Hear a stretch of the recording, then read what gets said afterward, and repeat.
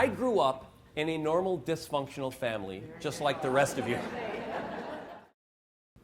Red flags should have gone up a lot higher than they did when I sat down with Josh in the conference room to fill out a loan application. I said, "So how much do you make?" And I was staring down at the loan application. And I didn't really want to look up. And in a social situation, you eventually have to look at the person. So I was staring at that loan application. And I was just rooting for Josh to come up with a number. Any number at all. So finally I looked up, and he said, 8. That was it. 8. How much do you make, Josh? I make 8.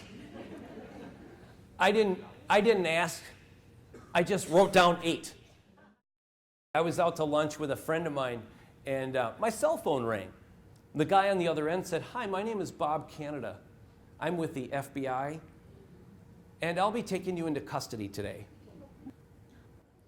When you wake up every morning knowing that your country thinks that you're a bad guy, you need medication, okay? I'm on this medication, and I know that. So I showed up to prison with 2 big pockets full of pills, right?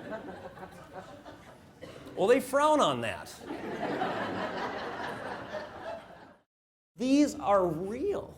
The perception is real. The psychological impact is huge, especially on the people that didn't do anything, especially on the people who love you.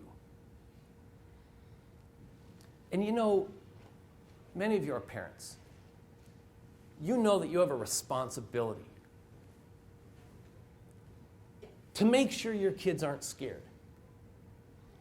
And if you hold it together, they will. And I knew my 3-year-old wouldn't understand that 2 years, and I was trying to say it in a way that he can understand, that I was going to be gone for 2 years, the best I could come up with. The best I could come up with that he would understand. I said I was going to be gone for 2 Santa Clauses. And he got that.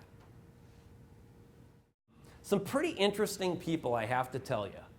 Some pretty interesting people. I'll have to say this, the moron factor in prison is super high. I was sitting there in the cafeteria one day with the guy. It was his last day. And he's like, "Yep, I can sum up my prison experience in 2 words.